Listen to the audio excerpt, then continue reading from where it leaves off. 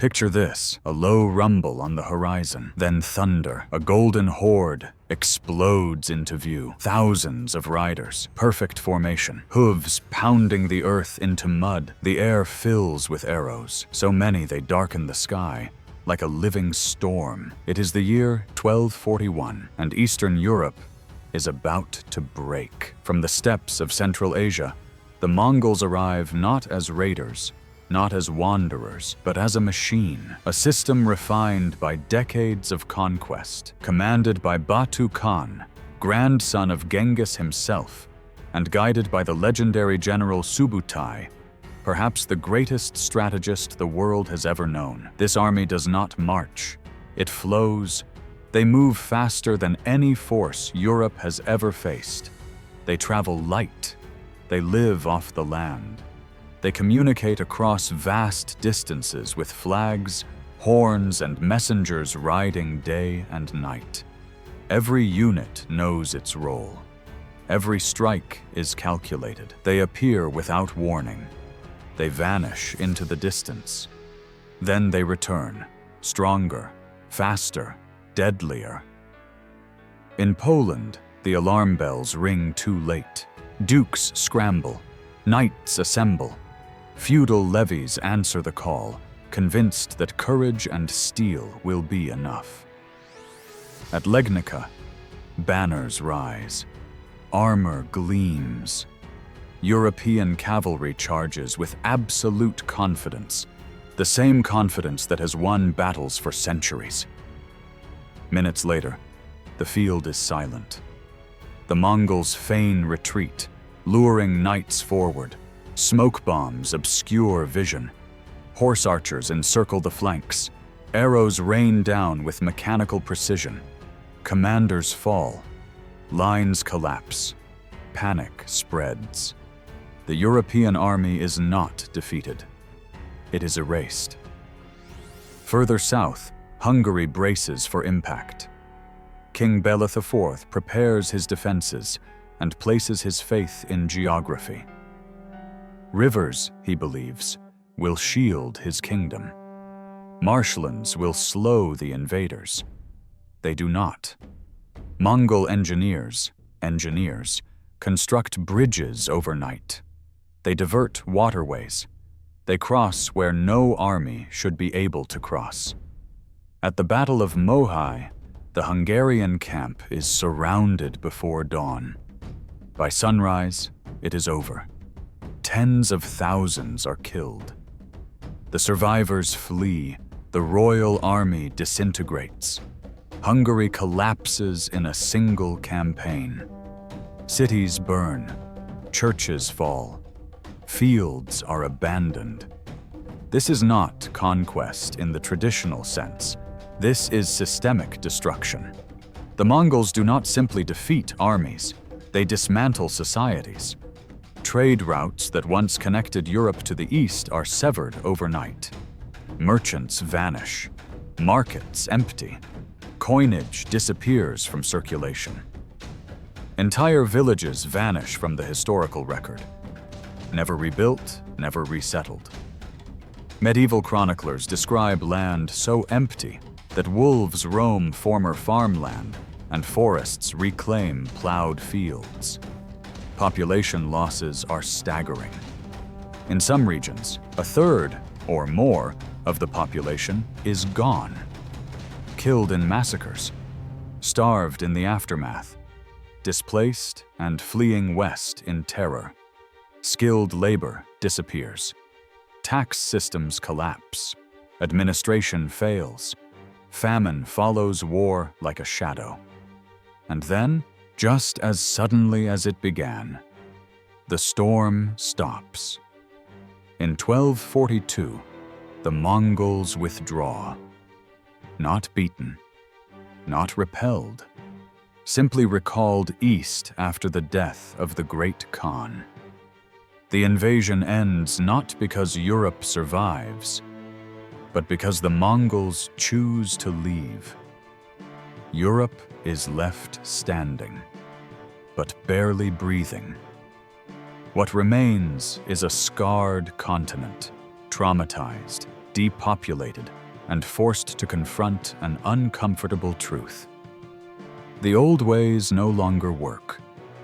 And so, slowly, painfully, Europe adapts. Hungary leads the transformation. King Bela IV, once broken and driven into exile, returns with a new vision. History will remember him as the second founder of the kingdom. He orders stone castles built across the countryside, not wooden forts that burn, but permanent fortifications of rock and mortar. Castles positioned to control roads, rivers, and mountain passes. Structures designed to resist cavalry, fire, and siege. Towns are granted unprecedented privileges to encourage resettlement. Peasants are given land. Foreign settlers are invited. Germans, Slavs, craftsmen, merchants, anyone who can rebuild what was lost. Across Eastern Europe, the lesson is learned. Castles multiply. Walls thicken. Cities reorganize around defense rather than prestige. Military doctrine evolves. Heavy cavalry no longer stands alone. Infantry coordination improves. Reconnaissance becomes essential. Commanders begin to study mobility, intelligence, and logistics, the very tools the Mongols mastered. Trade slowly returns.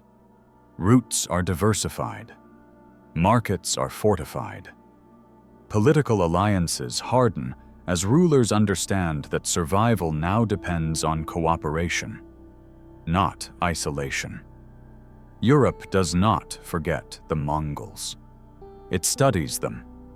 And in that brutal education, something unexpected happens.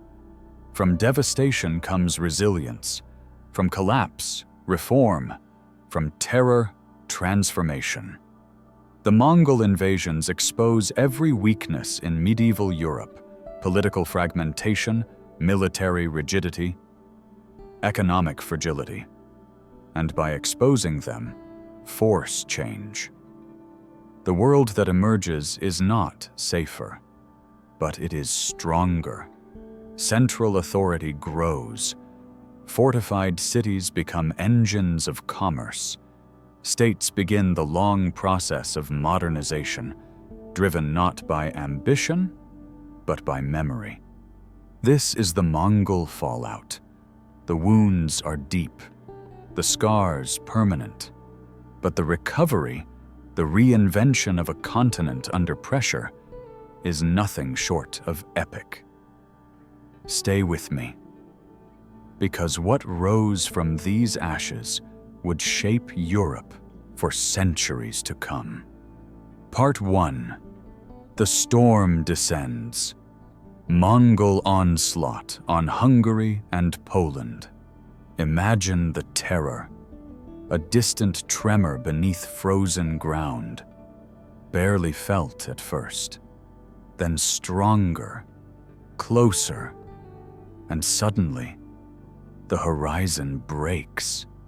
Under Batu Khan, grandson of Genghis himself, the Mongols crash into Europe like a tidal wave made of iron and fire. This is not a raid, not a test of borders, not a warning. This is annihilation on horseback. Winter, 1240. The world to the east is already dying. The ancient cities of Kievan Rus' fall one by one. Fortified walls crumble. Princes are cut down. Kiev, one of the great centers of Eastern Christianity, is shattered. Its churches burn, its streets choke with corpses. Chroniclers write of silence so complete it feels cursed. And then, without pause, without regrouping, the Mongol armies pivot west. Europe is next. The invasion does not come as a single mass, but as synchronized columns moving hundreds of miles apart, guided by intelligence networks and advanced scouts. Every river, every road, every fortress has already been mapped. Resistance is calculated into the plan. First, Poland. Duke Henry II of Silesia understands the danger too late.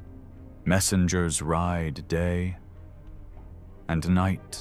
Feudal levies gather. Knights don armor polished for glory, not survival. Remnants of crusading orders join the host, convinced that faith and steel will carry the day. On April 9th, 1241, near the town of Legnica, they meet the invaders.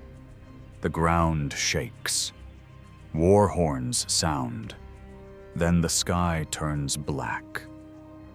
Mongol arrows fall in sheets, not volleys but storms. Horses scream and collapse. Men drop before they ever reach the enemy line. Shields splinter. Visors become coffins. The knights charge, and the Mongols retreat. Or so it seems. It is a lie as old as the steppe, perfected through generations of war. The Europeans pursue, convinced the enemy is breaking. Discipline dissolves. Units stretch thin. Commanders lose sight of one another. Smoke rises across the field. Vision disappears. Sound distorts. Then the trap snaps shut. Mongol wings surge in from both sides with mathematical precision. Horse archers circle at full gallop, firing without slowing. There is no center to break, no line to rally, only movement, relentless, controlled, lethal. There is no escape. By day's end, the Polish army is gone. Duke Henry is dead. His body mutilated, his head severed. It is mounted on a pike and displayed before city walls, a message written in blood. Resistance ends here. Losses are catastrophic. As many as 8,000 Poles slain in a single afternoon. Nobles, knights, commanders, erased in hours. Poland is left leaderless, exposed, helpless. But this is only the overture. Now, Hungary. King Bela IV knows the storm is coming. Refugees flood across his borders with stories too terrible to ignore. He fortifies crossings. He gathers his forces. He calls banners from across the kingdom. He places his faith in rivers, marshes, and distance. They do not save him. On April 11th, 1241, at the Battle of Mohi, the Mongols strike with devastating coordination.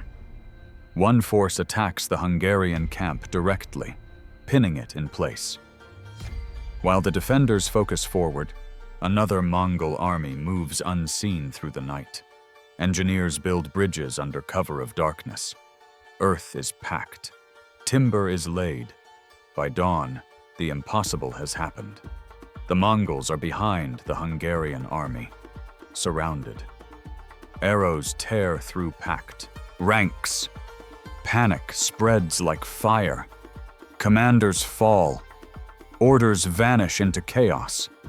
Camps ignite as flaming projectiles arc through the darkness. The battlefield becomes a slaughterhouse. Chroniclers describe rivers running red with blood. Men trampled in flight. Entire units collapsing where they stand.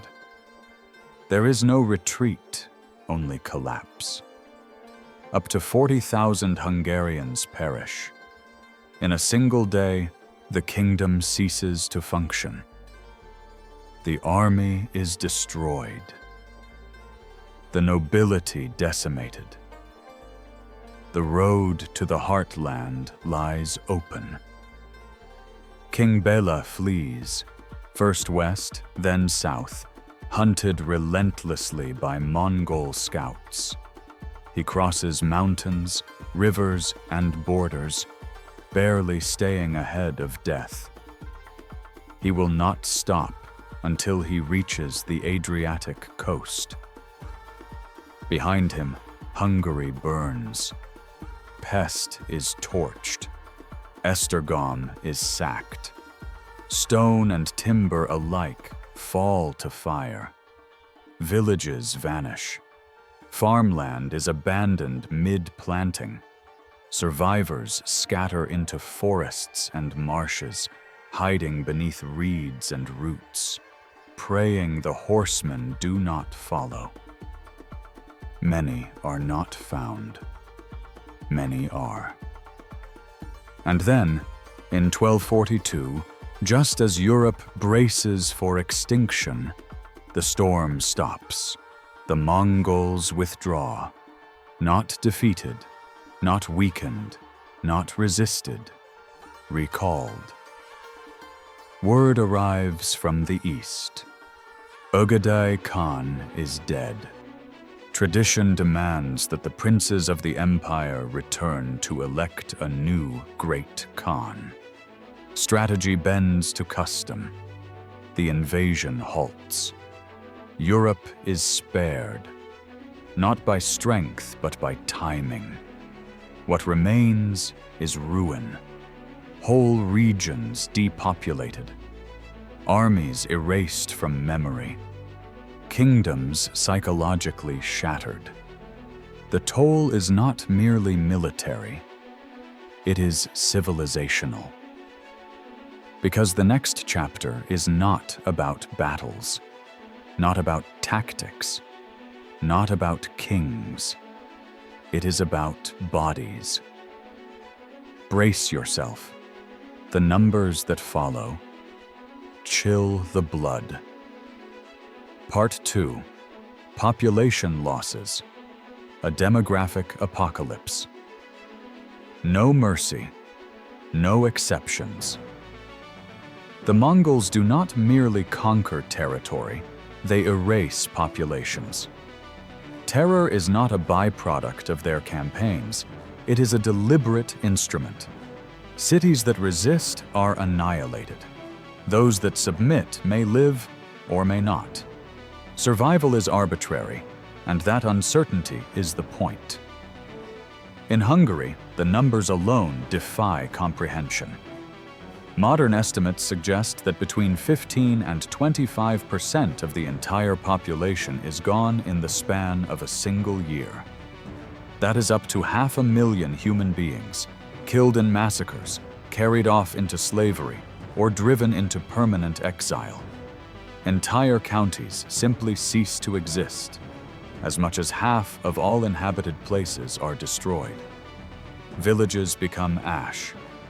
Churches stand roofless, their bells silent. Fields lie abandoned, littered with bones and broken tools left where people fell. The social order collapses from top to bottom. Nobles are slaughtered on the battlefield or hunted down in the aftermath, eliminating regional leadership in one stroke. Peasants fare no better, cut down in their homes, herded away in chains, or fleeing into forests and marshlands where exposure and hunger finish what the sword began. When King Bela IV finally dares to return, he does not find a wounded kingdom. He finds a wasteland. Royal inspectors ride for days without encountering a single living settlement. Roads disappear beneath weeds. Former market towns echo empty. Chroniclers record the king's words with quiet horror. The kingdom has been reduced to desolation. In many regions, the machinery of government no longer functions at all. Tax rolls collapse because there are no taxpayers. Military levies vanish because there are no men to call. In some districts, there are simply not enough survivors left to bury the dead. The land itself seems abandoned. Poland fares better, but only by comparison. At Legnica, between 25 and 30,000 are killed in a single battle, including a disproportionate share of the nobility, knightly class, and military leadership. The social pyramid is shattered from the top down, leaving regions leaderless and politically unstable. Krakow is sacked. Silesia is ravaged. The surrounding countryside is stripped bare of food, livestock, and labor. In the worst-hit Polish regions, 10 to 20% of the population disappears. These losses distort demographics for generations. There are fewer men of fighting age, fewer skilled artisans, fewer elders to pass on institutional memory, technical knowledge, and local custom. And death does not end when the Mongols leave. Famine stalks the survivors as fields go untilled and harvests fail. Granaries stand empty or burned. Refugee camps swell beyond their limits, becoming breeding grounds for disease. Dysentery, fevers, and infection spread unchecked. With leadership decapitated and institutions shattered, communities fracture under the strain. This is not just mass death, it is demographic shock. Families vanish entirely. Bloodlines that have existed for centuries end in a single season. Cultural memory evaporates. Songs never sung again, techniques never taught, traditions erased because the people who carried them are gone. And as populations collapse, something else breaks with them. Because without people, there is no production. Without production, there is no surplus. Without surplus, there is no exchange. And without exchange, the economy implodes. Feel the ripple spreading outward, from empty villages to silent roads, from broken fields to abandoned markets. Because next, the Mongol storm does not just kill bodies, it shatters trade itself. Part 3. Trade disruptions, severed lifelines, and economic paralysis. Trade is the lifeblood of medieval Europe. It flows along rivers and Roman roads, through mountain passes and market squares, binding distant regions into a fragile economic web.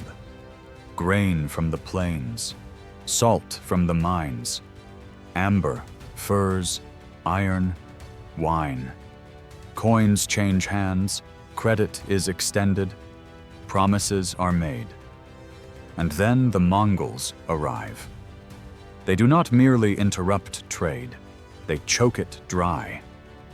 In Hungary, the great commercial arteries linking Constantinople to the Baltic snap almost overnight. Roads that once carried caravans now carry refugees. River crossings become death traps. Major hubs, most notably Pest, are reduced to ash and rubble. Merchants flee with whatever they can carry. Coins sewn into clothing, sacks of grain, bars of salt. Everything else is abandoned. Warehouses burn, ledgers vanish, markets fall silent. Salt mines, critical to food preservation and state revenue, are deserted. Grain exports collapse. Royal incomes evaporate. With precious metals scarce and confidence shattered, rulers debase their coinage, flooding circulation with inferior currency. Inflation surges. Wealth, once stored in silver, turns into worthless metal overnight. Poland fares no better. Krakow's markets go quiet. Amber from the Baltic and furs from the forests stop moving. Craftsmen lose customers. Traders lose partners. The great east-west routes that link Poland to the emerging Hanseatic network begin to fray as caravans refuse to travel under the Mongol shadow. Even cities far from the battlefield feel the impact. Contracts fail. Credit dries up. Debts cannot be collected because debtors no longer exist. The medieval economy, built on trust and continuity, fractures at every joint. And the ripple does not stop at Europe's borders. Along the Silk Road, the Mongol invasions trigger a surge in the slave trade. Entire populations are captured and sold east and south. Human lives become commodities on a massive scale, flooding distant markets and creating a grotesque form of commerce born from devastation. This is globalization through violence. The short-term economic effect is catastrophic. In some regions, economies contract by 20 to 30%. Cities shrink. Skilled artisans disappear. Construction halts. Coin circulation slows to a crawl. The simple act of buying and selling becomes a dangerous gamble, dependent on rumor, fear, and luck. But history does not end in paralysis. The long-term impact is more complex and more revealing. Isolation forces adaptation. Communities that cannot rely on distant markets turn inward. Local production rises. Self-sufficiency becomes a survival strategy rather than a luxury. Trade reorganizes along safer routes. Fortified towns replace open markets. River crossings are guarded. Roads are policed. Regional networks grow stronger even as long-distance exchange struggles to recover. Slowly, painfully, commerce returns. Not as it was, but tougher, more cautious, more resilient. From the ashes of collapse, new economic patterns emerge. A Europe less naive, less exposed, and far more deliberate in how it connects to the wider world. The phoenix of recovery is on the horizon, but recovery is not accidental. How did shattered economies rebuild trust? What policies revived markets and restored confidence? How did rulers turn devastation into reform? The answers form the blueprint of Europe's rebirth. And from here, the story only grows more epic. Part 4. Recovery Strategies. Forts, immigrants, and iron wills. From the rubble, rebirth. The Mongols leave behind silence, empty fields, and broken crowns. Survival now demands more than courage. It demands planning, memory, and an iron refusal to repeat the past. In Hungary, King Bela IV transforms himself from a defeated ruler into an architect of endurance. His first lesson is simple and absolute. Stone over wood. Before the invasion, Hungary's defenses rely on timber forts and earthworks. They burn, they fail. Bela will never allow that mistake again. He orders a kingdom-wide construction campaign unprecedented in scale.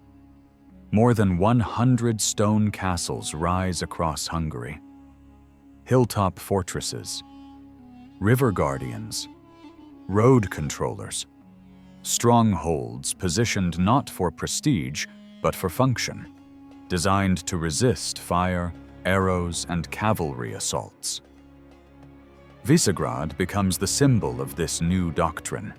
Thick walls, commanding views, layered defenses. And the strategy works. When Nogai Khan leads a Mongol incursion into Hungary in 1285, the outcome is radically different. Castles hold, cities endure, supply lines fail. The Mongols withdraw, frustrated and bloodied. For the first time, Europe proves it can stop the storm. But stone walls alone cannot rebuild a kingdom. Hungary needs people. Bela opens the gates. He invites settlers from across Europe and beyond, Germans with mining expertise, Cumans with steppe warfare knowledge, Jewish communities skilled in trade and finance. These are not refugees. They are partners in reconstruction. Towns receive privileges, tax exemptions, self-governance, protected markets, and guaranteed rights. Incentives are clear. Settle, build, produce. Markets hum again. Mines reopen in the Carpathians. Craft guilds form in rising towns. By 1300, Hungary is not merely recovered, it is thriving. Mining booms. Silver and gold flow. Trade surges along fortified routes. The population rebounds dramatically, transforming Hungary into one of Central Europe's most dynamic economies. Poland, fractured and scarred, forges its own path to resilience. After Legnica, the country remains divided among competing dukes. But devastation forces reform.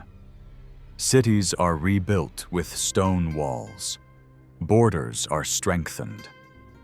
Krakow rises again as a fortified commercial hub. Waves of German colonists arrive through the Ostsiedlung, bringing advanced farming methods, new tools, urban planning, and specialized crafts. Agriculture becomes more productive. Towns grow denser. Surpluses return. Urban centers flourish where emptiness once ruled. Strategic alliances begin to form. Hungary and Poland coordinate defenses, sharing intelligence and hard-earned lessons. To the north, the Teutonic Knights divert external threats, unintentionally creating a buffer zone that grants Poland precious time to rebuild.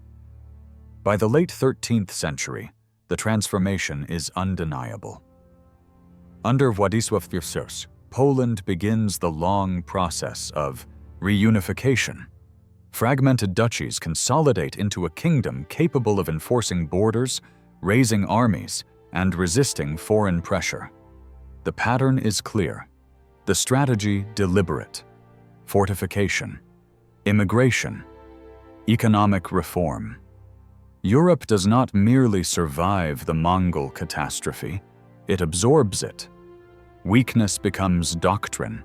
Memory becomes infrastructure. Trauma becomes policy. The storm has passed. The scars remain. Villages forever lost. Bloodlines extinguished.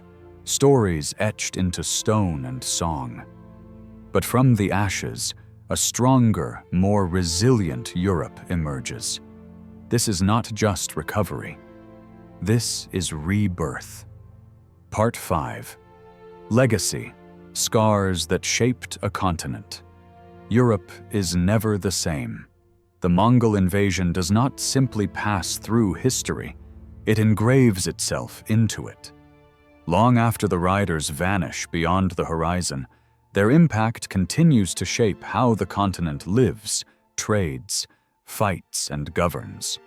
Economies diversify, no longer chained to a handful of fragile trade routes. Rivers, roads, and markets are rebuilt with intention, smarter, guarded, and resilient by design. Fortified crossings replace open fords. Walled towns replace exposed markets. Risk is calculated. Redundancy becomes survival. Population patterns shift westward. Survivors abandon isolated villages and gravitate toward fortified towns and cities where protection, authority, and opportunity converge. urbanization accelerates. Cities grow not just as centers of commerce, but as engines of security and governance. Knowledge spreads with equal force. Military doctrine evolves as Europe absorbs lessons written in blood. Mobility matters. Intelligence matters. Logistics matter. Command and coordination become central to warfare, echoing principles perfected on the steppe. Technology follows. Fortification design advances. Siegecraft improves.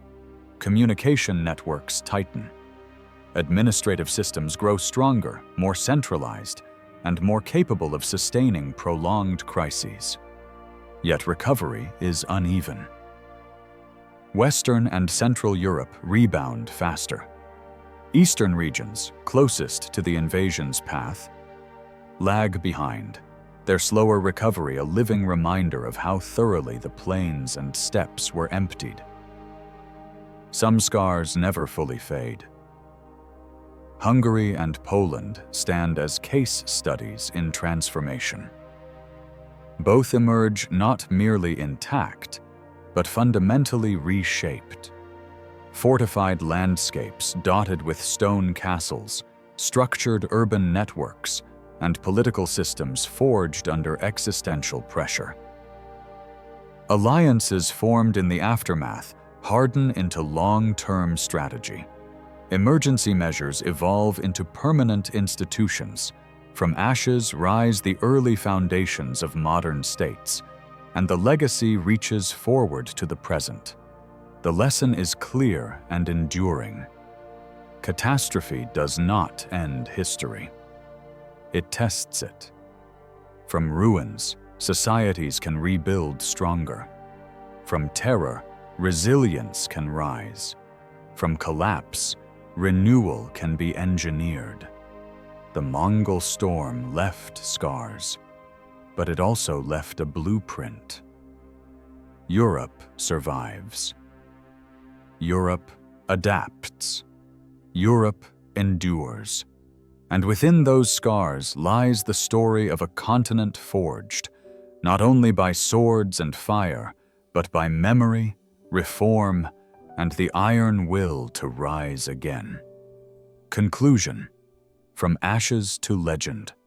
The Mongol storm was more than an invasion. It was a reckoning. Kingdoms burned. Fields became wastelands. Entire populations vanished from the map. Europe trembled beneath the hoofbeats of a force unlike anything it had ever faced. An enemy faster, more disciplined, and more ruthless than medieval warfare had prepared it for. And yet, Europe did not break. From the ashes of slaughter rose castles of stone where wooden walls once stood. Towns rebuilt themselves around resilience rather than tradition. Nations were forged not by ambition alone, but by memory of how close everything came to ending. Survivors rebuilt, economies adapted, societies transformed. Lessons learned in blood became strategies of survival. Fortification replaced vulnerability. Coordination replaced fragmentation. Knowledge traveled. Technology spread. Borders hardened. Populations shifted. But civilization endured.